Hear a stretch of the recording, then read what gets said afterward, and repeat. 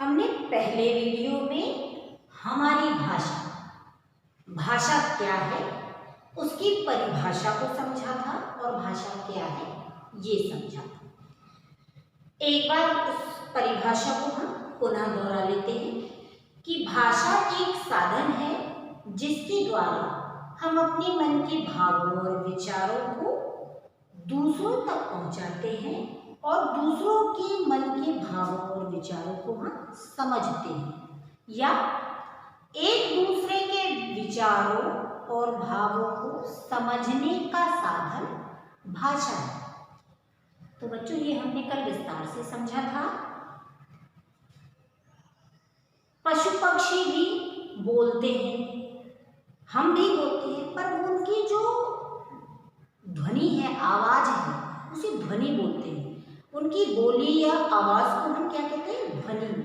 उसे एक भाषा का रूप नहीं दे सकते।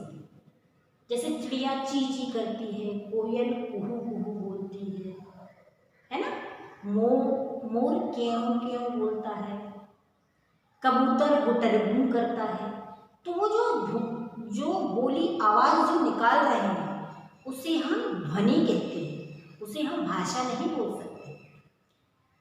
भाषा बच्चों कई तरह की होती है। जैसे एक होती है जैसे जो आंखों से देख नहीं सकते उनके लिए एक विशेष लिपि तैयार की जाती है जो उसे ब्रेल लिपि कहते हैं। उसमें क्या होता है, जैसे पॉइंट्स बने होते हैं, इस तरह से देखिए मैं दिखाती हूँ। जैसे ये पॉइंट्स बन रहे हैं, ये एक पॉइंट आपकी ये बुक में भी दी है, देखो। ब्रेल लिपि क्या है? जो आंखों से देख नहीं सकते, अब वो पढ़ेंगे कैसे? उन्हें अक्षर दिखाई नहीं देंगे, तो उनके लिए क्या होता है, एक विशेष लिपि है, उसको हम ब्रेल लिपि कहते हैं। ब्रेल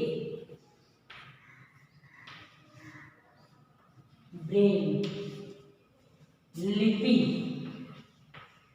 हाँ बच्चों, लिपि क्या है? भाषा को लिखने का एक जो ढंग है, जो कुछ चिन्ह उनके लिए निश्चित किए गए हैं।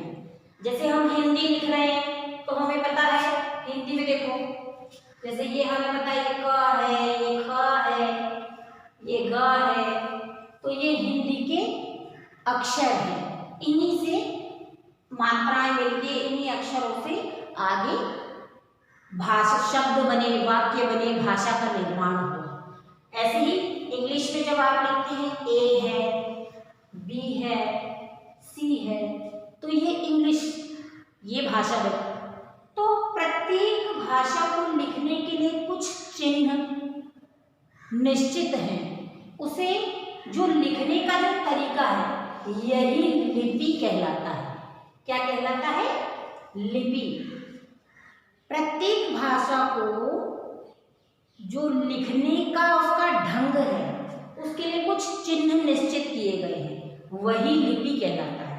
अब जैसे मैं ब्रेल लिपि आपको समझा रही थी, ब्रेल क्या है?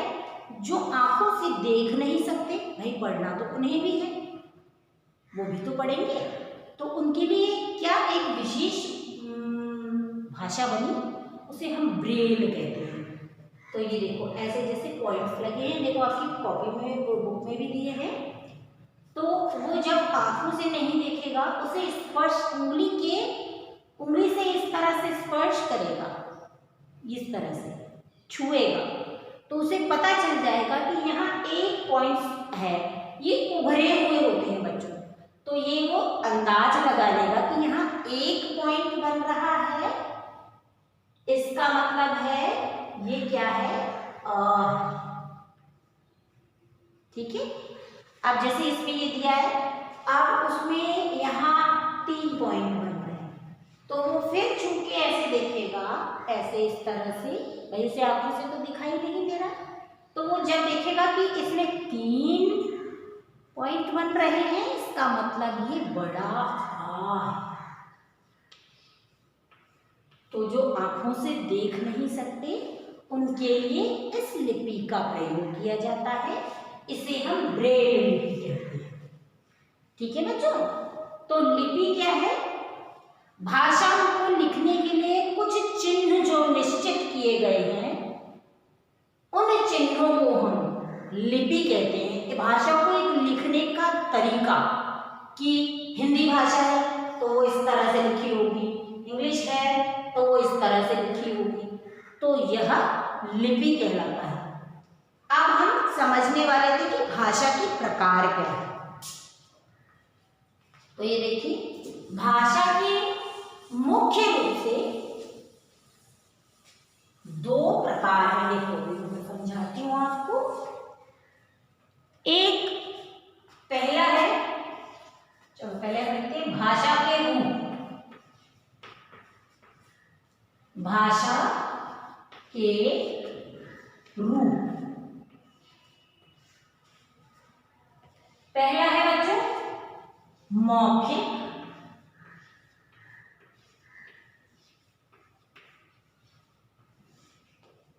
भाषा। दूसरा है लिखित भाषा, लिखित भाषा। एक तीसरा रूप भी है जो आमतौर पर प्रचलित नहीं है।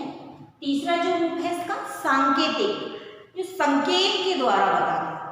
जैसे आपने लिखा होगा चौराहे पर जो ट्रैफिक कंट्रोलर होता है वो संकेत करता है, ऐसे इशारे करता है। जैसे हम भी कभी बैठे हो, कोई विशेष कार्य कर रहे हो, तो जब हमें ना बोलना हो, क्योंकि हम कोई भी काम में इतना व्यस्त हो जाते हैं कि कोई जैसे हमें कुछ और पूछना चाहता है तो हम उसे अभी रुक जाओ, या नहीं, या हाँ ऐसे सिर हिला देते हैं, या नहीं ऐसे कर देते हैं। तो ये हमारी सांकेतिक भाषा कहलाती है। वैसे मुख्य रूप से भाषा के दो रूप हैं। पहला कौन सा है? मौखिक। मौखिक जो मुख से बोलकर आपको आमतौर पर समझाई जा रही है, बोली जा रही है। लिखित जो लिखकर बताई जा रही है। तो मौखिक मीन्स ओरली जो बताया जाता है, लिखित मीन्स रिटन में जो चीज दी जा रही है। तो ये मौखिक भाषा और लिखित भाषा। भाषा के रूप, भाषा के कितने रूप हैं बच्चों? दो रूप हैं। पहला मौखिक भाषा, दूसरा लिखित भाषा। इसे आपको कॉपी में कल हमने परिभाषा लिखी थी, और आज हम क्या करेंगे देखो। अभी कॉपी में आपको कैसे करना है, जब आपने परिभाषा लिख ली बच्चों, फर्स्ट पेज पे आपने नाम और वो सब्जेक्ट डाल के छोड़ दिया था। फर्स्ट पेज पे जब आपने डेफिनेशन पूरी लिख ली, तो उसके नेक्स्ट पेज पे आप भाषा के रूप लिखेंगे, लिखित और मौखिक। अभी मैं इसकी एक्सरसाइज आपको कल वीडियो में कराऊंगी कि लिखित भाषा के कौन कौन से उदाहरण हैं, किससे हमें पता चलेगा कि ये लिखित भाषा है, और मौखिक भाषा के कौन कौन से उदाहरण हैं जिससे हमें ये पता चलेगा कि ये मौखिक रूप है इसका। तो ये और इसका जो अभ्यास कार्य है वो हम करेंगे। तो आज हमने क्या समझा कि भाषा के रूप क्या है। भाषा के दो रूप हैं, मौखिक भाषा, लिखित भाषा। तीसरा जो रूप है वो प्रचलित नहीं है, इसलिए हम उसे नहीं लिख रहे हैं। पर आपको एक पता होना चाहिए कि तीसरा रूप, अगर यदि आपसे किसी ने पूछ लिया भाषा का भाई एक और रूप होता है, क्या आपने पढ़ा नहीं, तो आपको ये पता होना चाहिए कि भाषा का तीसरा रूप क्या है। सांकेतिक भाषा, जिसमें हम संकेत के द्वारा, इशारों से किसी को कोई बात अपनी समझा रहे हैं या किसी के इशारों से हम समझ रहे हैं, तो ये होती है सांकेतिक भाषा।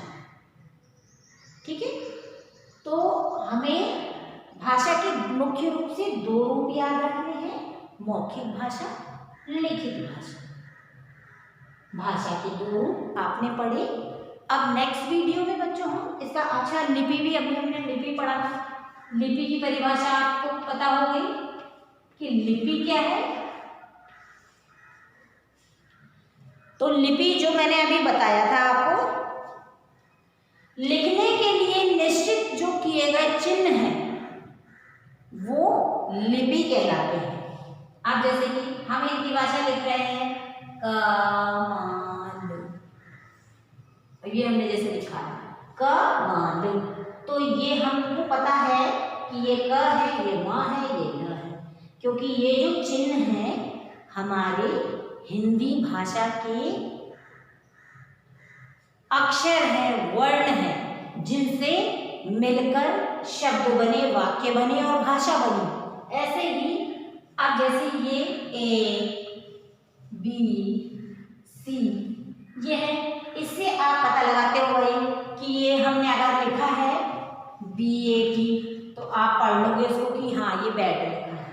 तो आपने ये कैसे पढ़ा, जब आपने इसका आपको पूरा ज्ञान हो गया कि ये B है, ये A है, ये T है, ये स्मॉल अल्फाबेट्स है, ये बिग है, तो ये सब चीजें क्या है, ये जो चिन्ह है इनका हमें ज्ञान है, ये पढ़ लेते हैं। यही चिन्ह क्या कहलाते हैं, लिपि कहलाते हैं। तो इसकी साधारण सी एक जो परिभाषा बनेगी बच्चों को क्या बनेगी कि लिपि क्या है,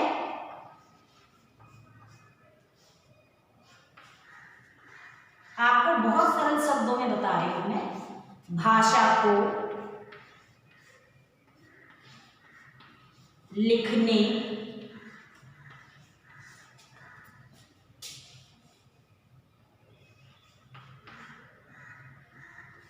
के लिए जिन चिन्हों, चिन्ह माने निशान भी होता है, चिन्हों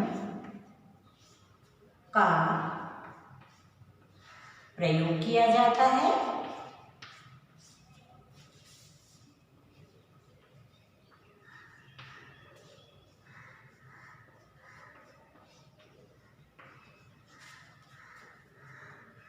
उसे लिपि कहते हैं, उसे लिपि कहते हैं।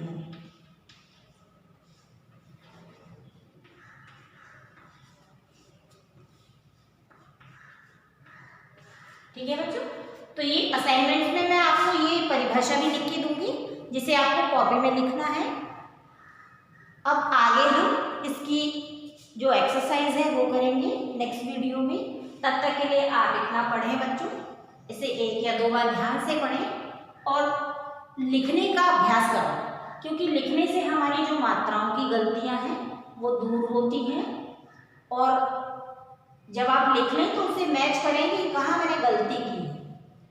जब आप 1 बार 2 बार उसे लिख लेंगे तो अच्छी तरह से आपका अभ्यास भी हो जाएगा, आपकी राइटिंग भी सुधर जाएगी और आपकी जो मात्राओं की गलतियां होती हैं वो आगे नहीं। तो ठीक, जब तक के लिए आप ये याद करें, नेक्स्ट वीडियो में हम इसके अभ्यास कार्य को करेंगे। धन्यवाद।